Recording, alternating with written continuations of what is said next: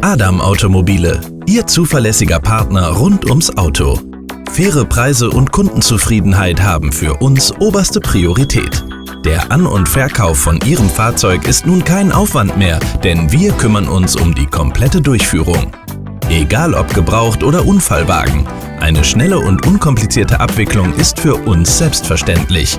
Kommen Sie direkt vorbei oder vereinbaren Sie einen Termin. Ihre Zufriedenheit ist unsere Freude. Adam Automobile, zentral in der Bahnhofstraße 32a in Bad Honnef. Die Stadt St. Augustin und der Sozialdienst Katholischer Frauen e.V. Bonn und Rhein-Sieg-Kreis, kurz SKF, kooperieren seit 2009 in der Fachberatung Kindertagespflege. Viel ist in dieser Zeit erreicht worden, sowohl beim quantitativen Ausbau des Angebots als auch bei der Weiterentwicklung von Qualitätsstandards. Mittlerweile bieten 36 Tagespflegepersonen 178 Betreuungsplätze an. Analog zu den Kindertagesstätten leisten sie den Bildungs-, Erziehungs- und Betreuungsauftrag, begleitet durch die Fachberaterin. Vor allem für Kinder unter 3 Jahren ist die Betreuung in Kindertagespflege als Nest für die Kleinsten bei den Eltern stetig nachgefragt. Geschäftsführerin Jutta Oehm erläutert, wie es zu der Zweitstelle in St. Augustin kam. Es war dann irgendwann sinnvoll auch zu sagen, wir müssen mehr vor Ort sein in St. Augustin.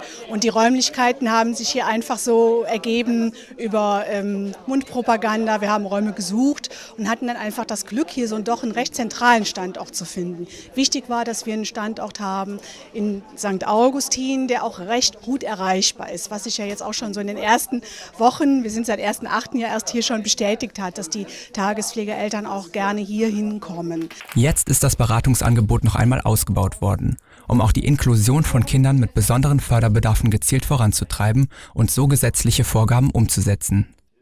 Dank der Unterstützung von Jugendhilfeausschuss und Rat der Stadt St. Augustin konnte eine weitere halbe Fachkraftstelle in Trägerschaft des SKF geschaffen werden. Diese Fachkraftstelle ist mit einer Heilpädagogin besetzt worden, um den besonderen Bedürfnissen von Eltern, Kindern und Tagespflegepersonen nachzukommen.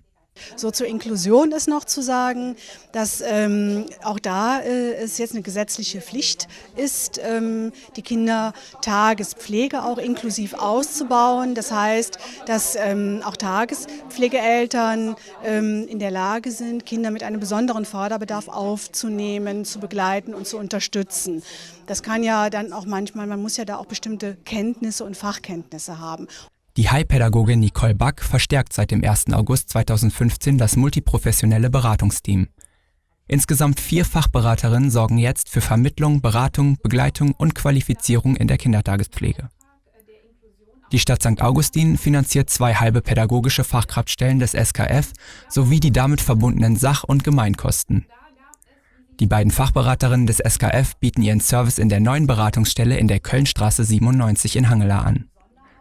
Neben dem Beratungsangebot in der Kindertagespflege wird auch Esperanza, die Schwangerschaftsberatung des SKF, mit Sprechzeiten im neuen Büro Hangela vertreten sein.